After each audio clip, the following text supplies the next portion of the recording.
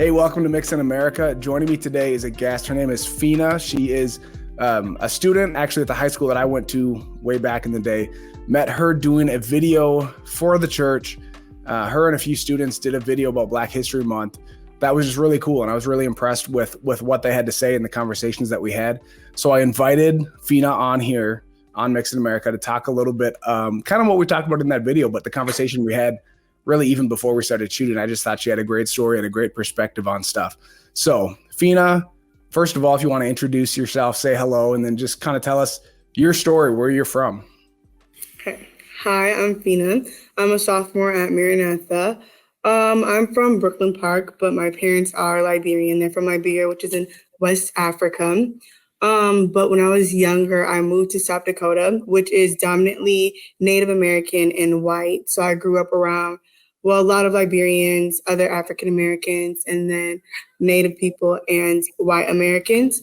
So I have known a lot of different people from different backgrounds and stuff. And kind of growing up, I was always like forced with that stereotypical Black girl where it was like either she's really loud and ghetto or she's strong and she can take anything on. So even though like when I was younger, I was really quiet, I didn't talk until like freshman year of high school, I would always have that pushed on me. So I kind of grew up thinking, okay, it's either I'm that or I'm not that. So I had to kind of find out like, okay, what does God say I am? And like find my identity through that. Yeah, that's good. Can we talk about that, the stereotype of a Black woman? Because even there's obviously the angry Black woman, right? That the stereotype that people say, but even just the strong Black woman, even that I feel like can be a negative, right? Like, because you're expected to take everything, right? Mm-hmm. So like, it was hard because when I'm a very emotional person, so it's like, they'll say, oh, she can do all things, but it's like, yes, naturally African Americans, they are stronger. Black people in general, were naturally physically stronger, but it's like mentally everybody's at the same state, especially if I'm 7 years old, I'm not going to be mentally smarter or mentally stronger than another 7-year-old. So it was like, okay, she's stronger, she can take on more things. If she gets in trouble, she's going to react more mature than another person. So it was like I had that. But then I'm emotional, I express my emotions a lot. So anytime I would express my emotions, they would say, hey, don't get angry. But it's like, no, I'm not angry, I just want to say my side. Yeah. Or when I would like naturally pat my head because it's like that's something I grew up doing. And then they'll be like, or if I like clap or snap and stuff, or get a little louder or like change up an accent, it'll be like, oh my gosh, she's ghetto or she's ratchet. But it's like at 9 years old, how am I supposed to know what ghetto and ratchet is? And like, how am I supposed to know that doing this or clapping when I talk or laughing loud or talking loud is ghetto or ratchet, So how have you navigated this stuff? Just talking to you, you're so young. Like I really didn't think about a lot of that stuff, honestly, when I was in high school in that age. How have you had to maybe grow up earlier because of that kind of stuff, and maybe even what you've seen on the news? In recent America, there's been a lot more racial tensions, conversations, obviously, Black people getting shot by police. Experiencing that at your age, how have you handled all of that, I suppose? Well, it's hard because it's like I am a human being. I'm just like anybody else.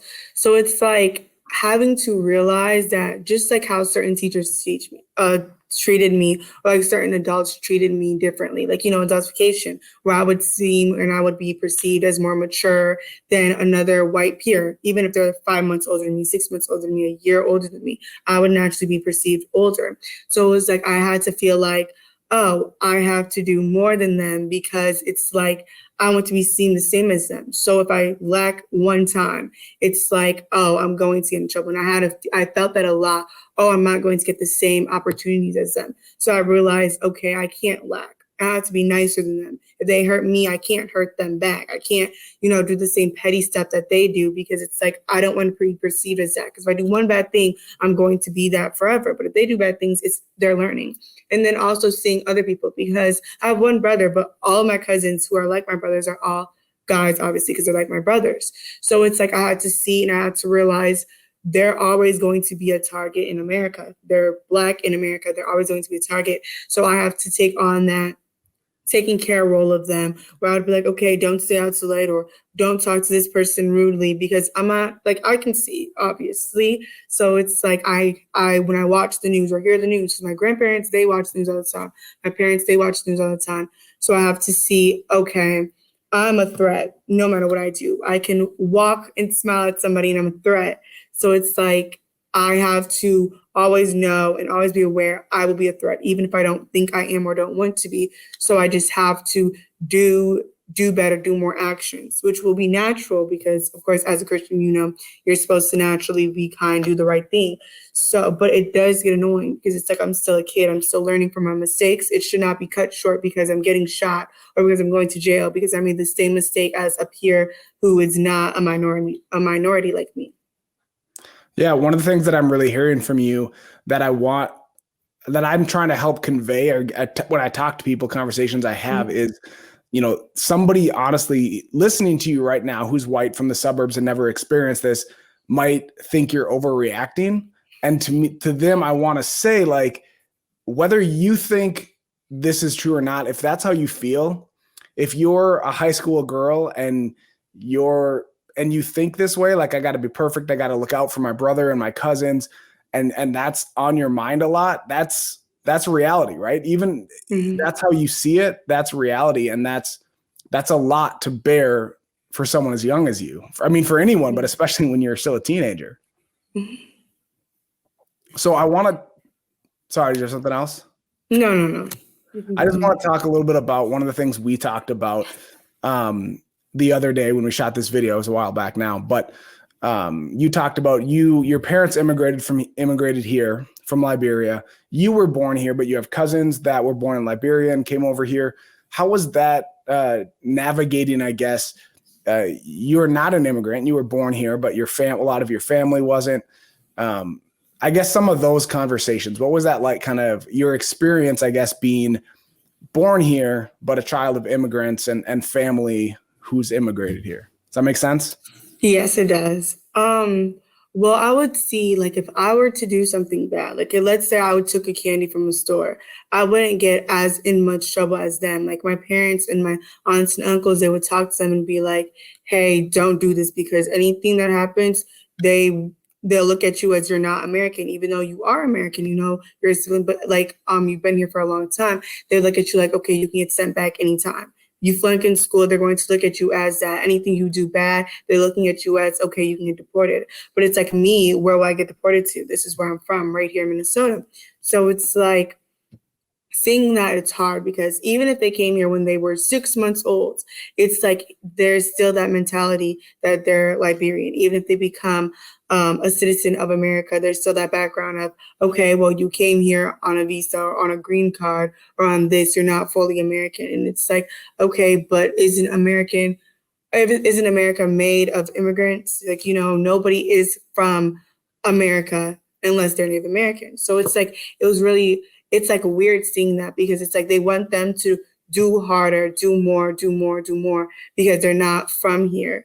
And then me, even though I do have to do harder and they do push me to do harder, they push them to do more steps harder, to do more because of where they were born and how they weren't born here. Even they came here 1 week old, Yeah. So one thing, I don't remember if we talked about this or not the other day, but one thing that's always been an interesting conversation with people is being Black versus being African, right? Yes. You're born in America, but obviously you're African. I mean, your parents both came here from Africa. Have you had, I guess, conversations or interactions with people about maybe having to explain how African you are versus how Black? Even the term African American, I always think is a little bit weird because it's like, my mom's African American, I'm African American, but my mom's never been to Africa. Her mom's never been to Africa. Her mom's never been to Africa. Like, but to still qualify me as African American versus just American. Yeah. I see that a lot. Even like nowadays, I'll see people saying, no, I'm not African American, I'm Black American. But what people don't understand is that there is a difference from African American and Black American. Now, if I see a Jamaican, I would say, and they're American, like let's say first generation Jamaican, second generation, they would go more by Black American because they're not from the continent of Africa. Now, for me, for the longest time, I didn't look at myself as African American. I looked at myself as, oh, I'm African or I'm African because I grew up in just like a straight African American or African home. So I'd say, well, I'm African American. I'm African. So I learned, okay, I am African American. And people would be like, oh, but you're not from Liberia. And I'm like, yeah, you're right. So I would tell people, because people be like, no, you're not African American. You're Black American or you're just American. And it's like, no, that is a piece of me that I want to hold, my African descent. That is something that is in me forever. It's going to be my kids and my great grandkids. It's going to be down my line forever. My African descent, my Liberian descent. So it's like I would tell people like who come from slave descents, if they claim that they're African American, I would never say, no, you're not. No, you're not. Because that is a piece of them that they had to hold, that they have to hold. It's something that like they need to hold, they want to hold. So it's like I would say, yes, you are an African American. Your descent, if you go a little bit further, from the continent of Africa. It's like it's sad to see like they don't get that experience of knowing where they're from, whether they're from this part of Africa or this part of Africa. And it's like I always feel lucky knowing that, okay, I can say I'm African American, but I can say I'm Liberian American. I know exactly where I come from. If I go to Africa, I know where I'm staying. I know like where to go, I know the inside, not just like the outside view of it. I know the inside because that's how I was raised. So it's like, I would say that you're African American. If you came up to me and you said, I'm African American, even though my grandma, my great grandma, my great great grandma, they've never been to Africa, I would say, okay, that makes sense because, somewhere in that descent, it's from Africa, you were of slave descent, you're of African descent. Yeah, no, I was going to actually ask you what it's like or how much do you celebrate your African heritage and like embrace that? I know you said you were raised, your parents came from Africa, so you're raised in basically an African home. It may have been in America, but that was the culture that you were raised in. For me, knowing I've actually been to the plantation where my ancestors were slaves in Missouri. It got destroyed in a flood, but like as a kid, that was our family farm and we used to go play there as kids. So like, I know my family's heritage here in America. I have no idea where my ancestors would be from America or how long ago they came over. And a lot of Black Americans don't know their African heritage because it was taken from them in the slave trade, right? So how much, and you talked about even, if you marry someone who's not Liberian and your kids end up being, no matter how further removed they are from Liberia, they'll still have that culture, right? So what has that been like kind of being raised in an African home here in America and really knowing how much have you embraced your culture, your heritage of Liberia? Since like the day I was born, I embraced it. I know how to cook all the foods. I know exactly what tribe I'm from. If my mom is speaking in like her tribe's language, I'll understand like more than half of it. Like I'll like hear one word, I'll be like, oh, she's talking about this. I know the dances, I know the songs, I know all the tribes, I know history of tribes, all of that. I know the clothing, everything that you can basically say. Like, no, I've never like had a foot on Liberia's land. But it's like if you were to come and say, oh, this was a president, oh, this is a politician, oh, this is what's happening current. I'm like, yeah, I know, because I have family there. My mom's right, like she came from there. She's told me all of her struggling times. So it's like, I'm happy that she never just dropped it. That's still something in me. Like she'll say, don't forget, like, I'm African. And I'm like, yeah, I know. Like since the day I was born, and it's like she said, oh, I would have taught you the language, so you can know more about it. But then my parents are from different tribes. So of course, like the language, so it'll be learning 3 languages. But if I would sit down with anybody from like both of the tribes, I would understand. If I hear like another tribe that I'm not obviously speaking, I would be like, oh, that's this tribe. So I know it to an extent where it's like, oh, maybe she could be born in Liberia. I can speak like the dialect because like it's like an accent, obviously, called like broken English or Kulukwa. I can speak that. I can understand that. I know like the different word switches. Like I know all of that. So it's like some people would be like, oh, was she really from there? But I'm like, no, I wish. But I was born here, which is like great. I'm grateful for that. And I like that too. So I like that I know both of the cultures of like African American culture, and Liberian culture. Yeah, that's really cool. Like I think that's so cool. Again, saying like someone who doesn't know, I just don't know. I mean, I'm okay. I've embraced, my Mhm. American heritage and my family and all of that. But now I don't know. I have no idea where in Africa my ancestors may have came from or any of that tribal stuff. So I think that's so cool that you can fully embrace that and understand that and celebrate that. I mean, it's no different than, you know, plenty of people live in America are from Italian descent or Mexican descent or Irish descent, and they'll still fly that country's flag or cheer for them in the World Cup or whatever that looks like. So that's cool that you have that and that you hold on to that and that you plan on passing that on to further generations. I just think that's really cool. Thank you. I feel Um, like people don't understand that, like, even if you come from slave descent, I would like you still like could like you still celebrate that because it's like still like a own thing. Like they made their yeah, own stuff, they made their own way. So it's like even like when I hear like some of my friends talking about, oh, I don't have like a culture, I'm just from slave descent, and then they will tell me more about their like about what their greats went through, and I'm like, okay, that's still like super cool. Like you still have like that like set of basis and how you grew from that.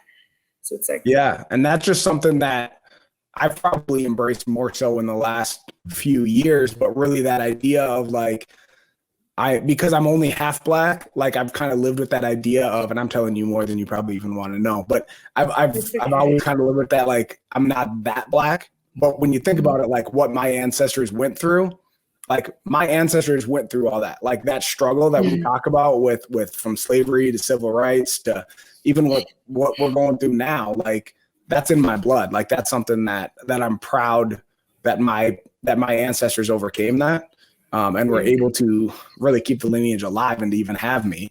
That is a really cool perspective to have.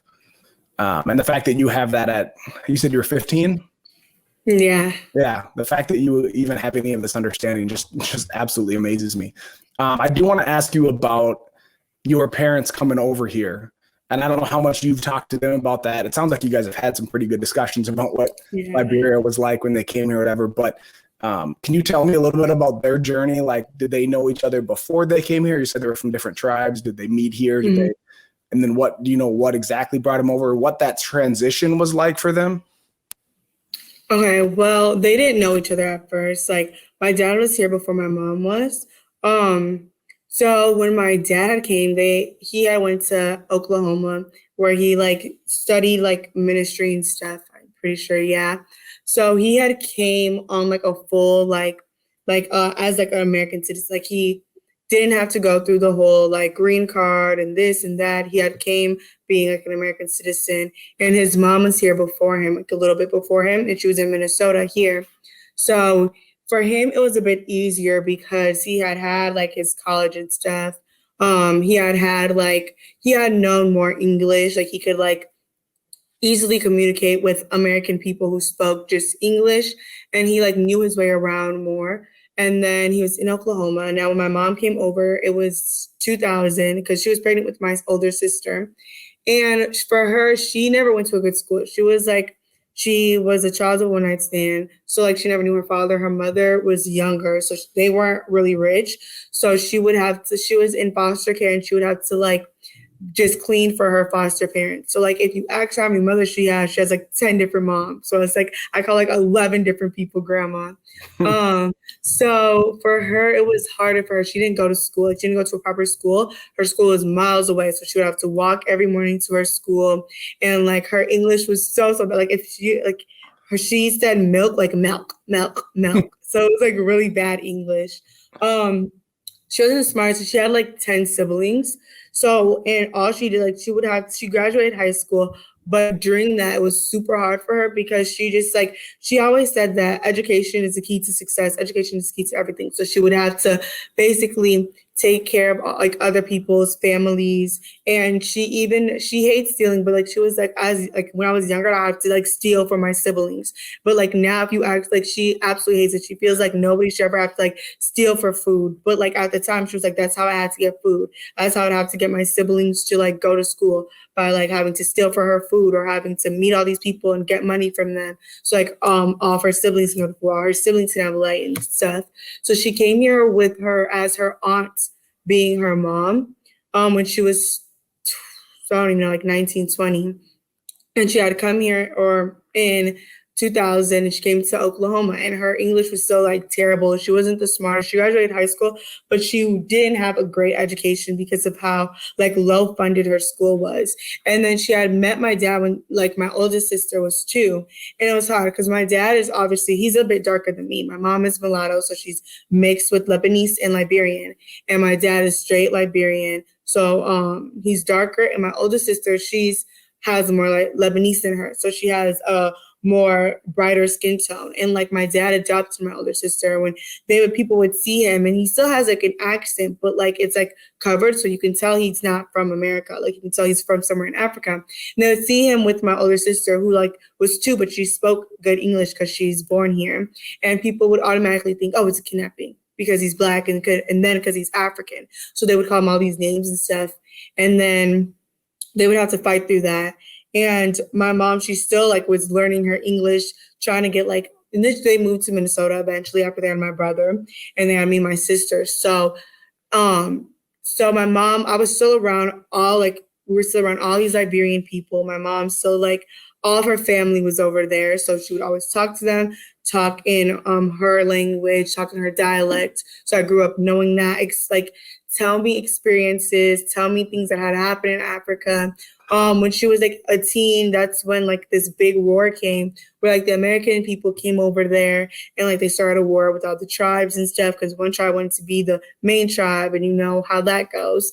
And so they went through like a Liberian war, and they went through like having because you know during 19, I forgot what year. I always remember if I forgot this time.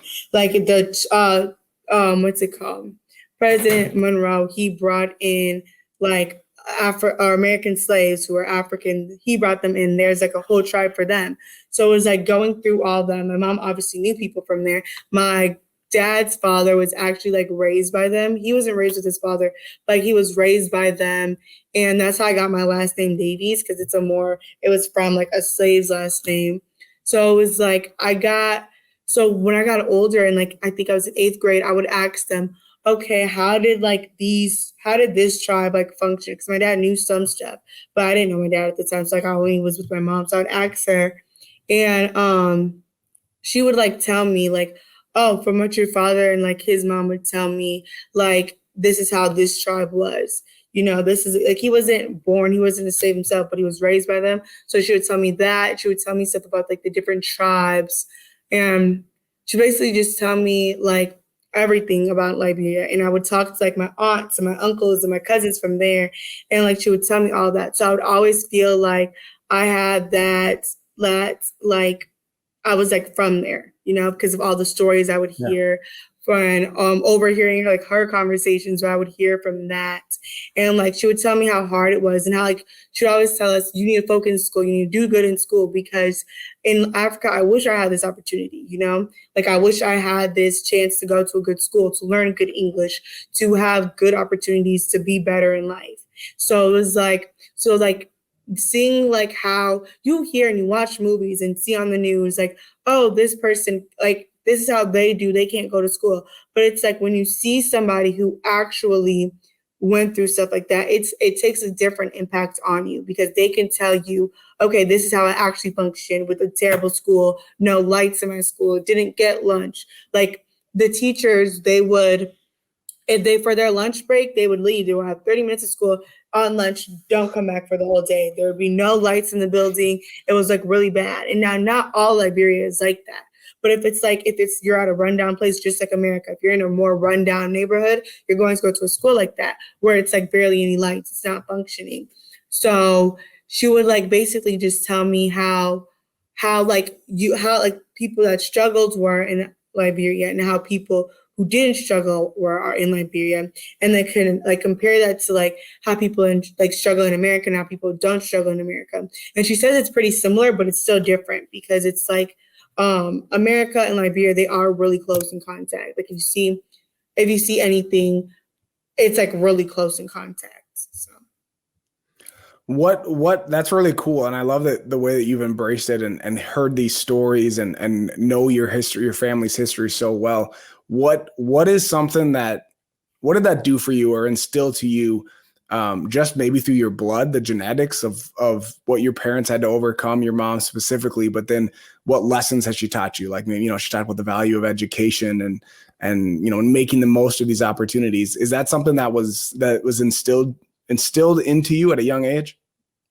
Yes, because like I would hear how she does stuff. She's always had to. I have three other siblings, and then she also take care of like all of my dad's nephew and nieces, and then some of her nephew and nieces. When she would bring in her little siblings, she would take care of them. So it was like she didn't have the best education, so she had to work. She didn't have like high paying jobs. She had to basically work her way up, and like even till this day, she still has like 2 to 3 jobs and like works all day long.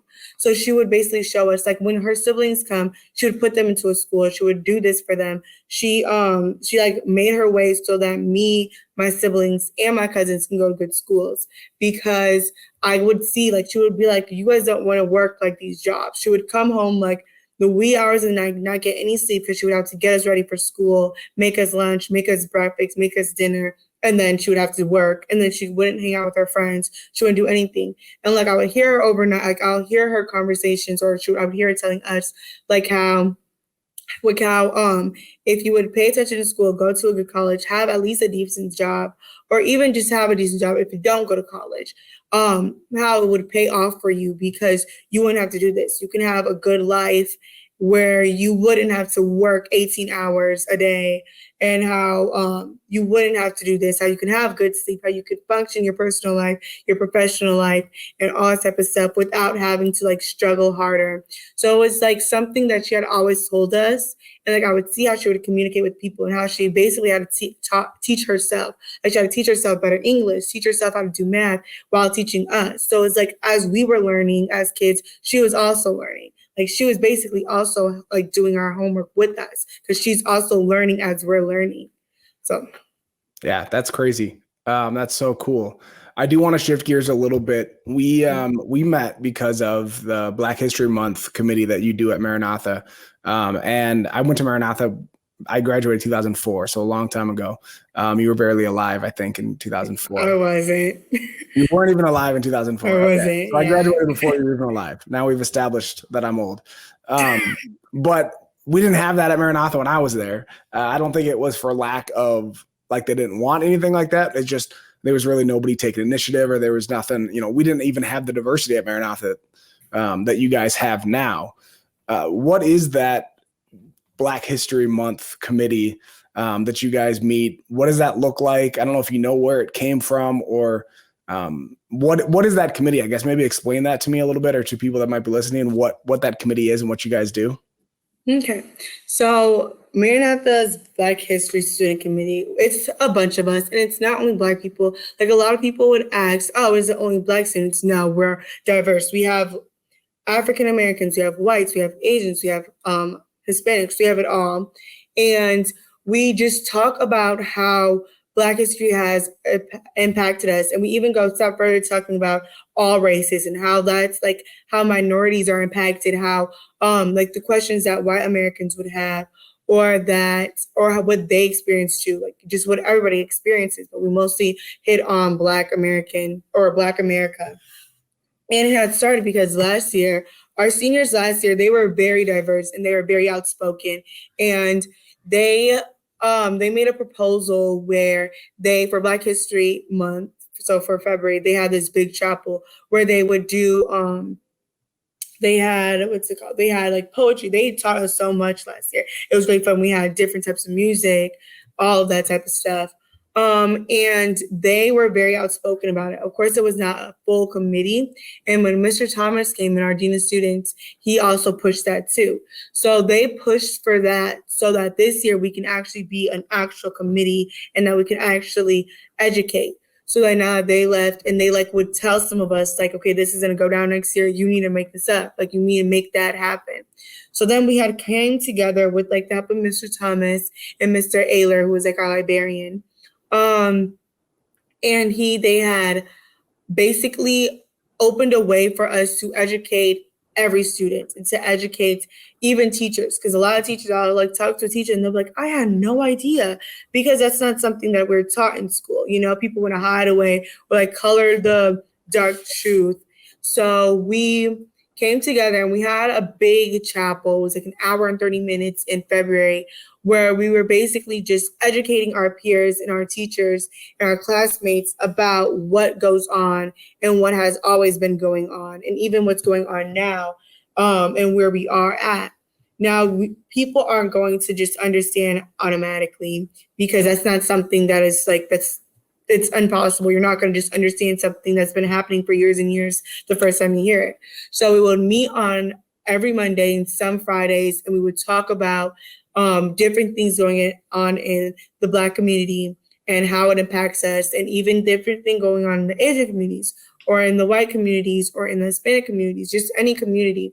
And how we as a generation, we as a school can impact others. And we have impacted others. Like, other schools have seen this and they've reached out saying, I really want to do this. So it's like we're impacting everybody, and we're also throwing in that Christian world's view with it.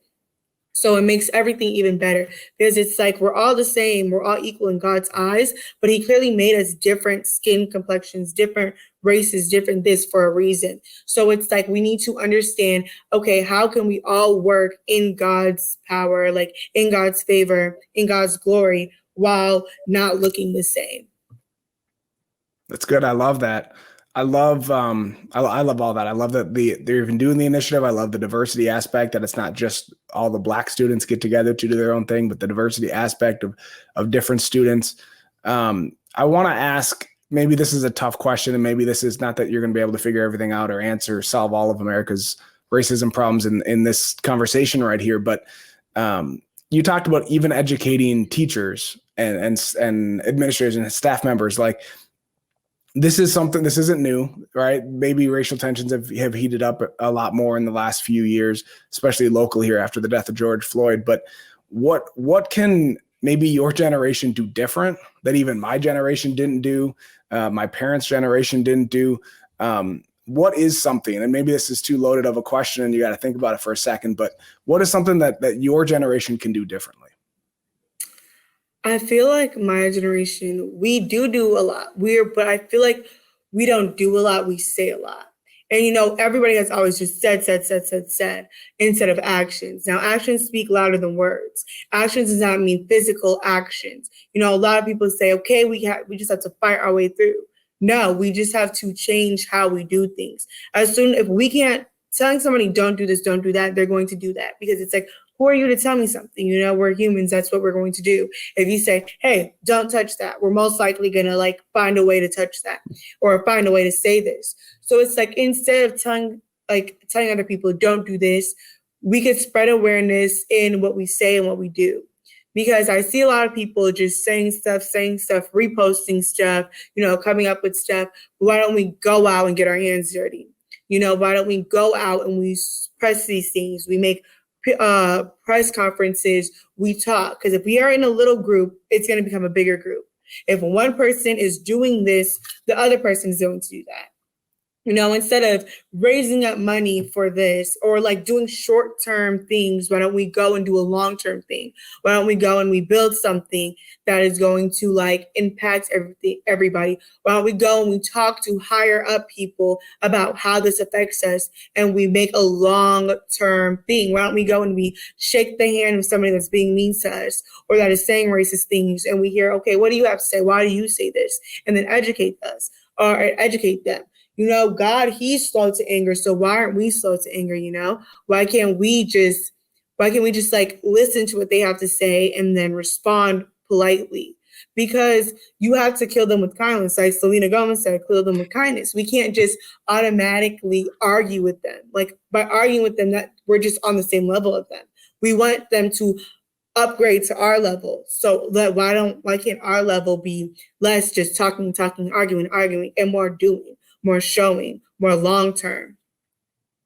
Yeah, I love that. I think I love everything you said. I think that's so great. I honestly feel better about the future of our country with people like you and your generation. I do think your generation does care a lot more, but I think there is a lot of just talking, but I think it's going to, like what you're saying, is doing stuff and stuff that's sustainable, not just oh, this is the popular thing to do right now, we're going to do this, but to actually work to find sustainable solutions, not just try to find a quick fix like that. I really appreciate you taking your time. Is there anything else that you wanted to add that you think, we might have missed or that you were going to say and didn't get a chance to? No, I think we hit everything pretty well. All right. Any final thoughts? Any like take home? Any something that you want me or anyone that might watch this or listen to this that you want to make sure that this point is remembered? I would say just listen to others. Don't just put in your TikTok or Instagram bio, Black Lives Matter, Asian or Stop Asian Hate. Actually go out and try to take your time to research something and not just research what they're saying on the front page.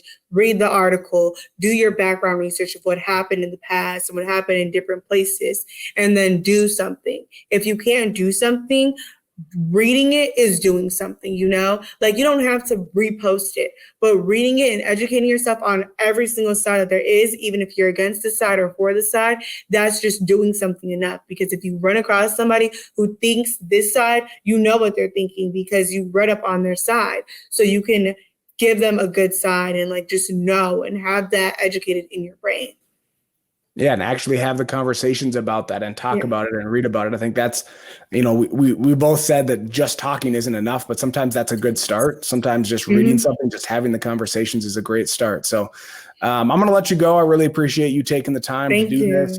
Again, hearing you have these conversations at your age is just super impressive. I'm sounding really old again, but I just think it's really cool. I'm really excited for the future, for what you're going to do as a person, not just your generation, but what you're going to do as a person. I'm excited for your future and for your present. To even have these thoughts and be able to communicate them very well at 15 years old is really impressive. So I appreciate it. I also want to thank you guys for listening, for watching, for being a part of this conversation, and join me next week for the next episode of Mixed in America.